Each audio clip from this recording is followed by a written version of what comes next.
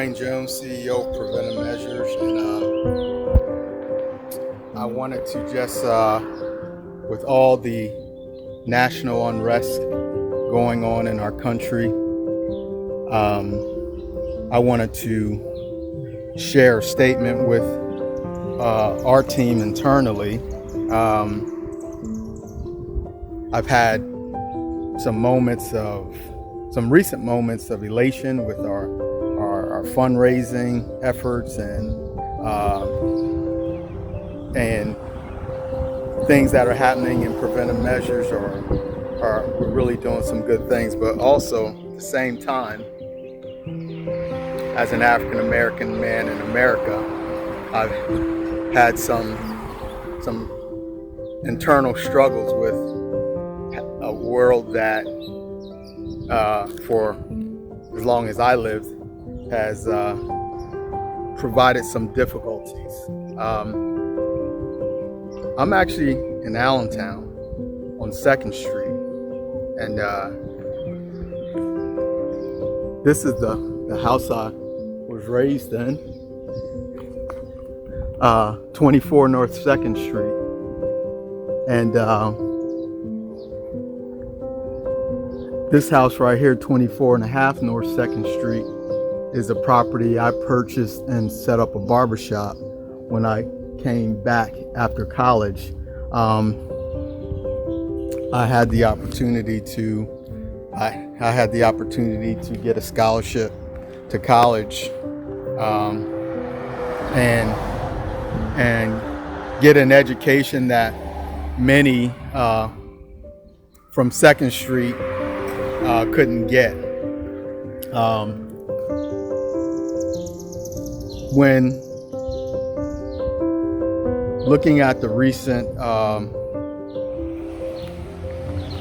George Floyd killing, I called my mom and just said, "Hey mom, this is different. This is just, they're all difficult, but this is just disgustingly different." And I said something has to change. And as you all know, we are, I believe, in the middle of, again, another pivot and another paradigm shift in how our justice system treats all races. Last weekend, when some of the rioting started, I was in Georgia rioting. I should say, I apologize, not rioting, but protests, because 99% of what's going on is protests. I called my sons in Allentown to see where they were and to check to make sure they were safe. Darius was in the house. Devin couldn't be found, and immediately I feared for his life as a young 25-year-old black man.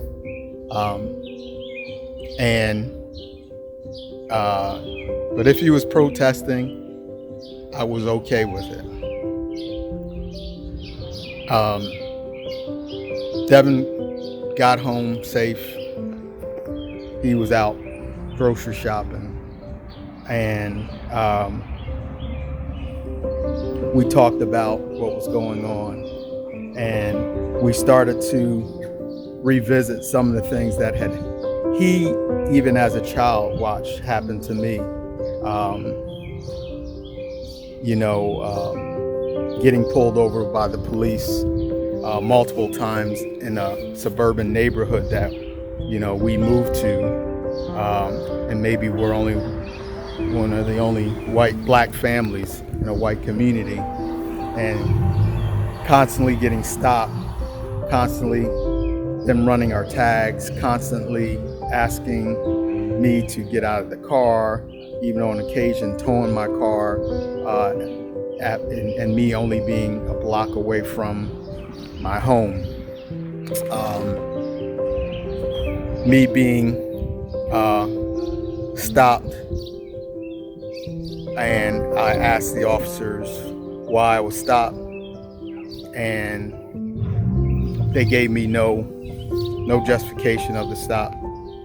Asked me to get out of the car, handcuffed me behind the car, searched my car, called other backup in, and after an hour or so, finding nothing in my car, take me down to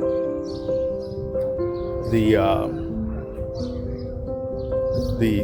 jail holding cell, and I sat in the holding cell for several hours until I could see a magistrate. And about 3 a.m, magistrate looks at my documentation and says, take these cuffs off this gentleman. And the magistrate, who happened to be a female magistrate, apologized to me. The white officer, of course, never apologized, never said a thing. They gave me my documentation, and basically documentation was I had a $37 traffic ticket citation, and that was the reason he put me in handcuffs, humiliated me by having me stand behind the vehicle while he and his partner searched my vehicle, and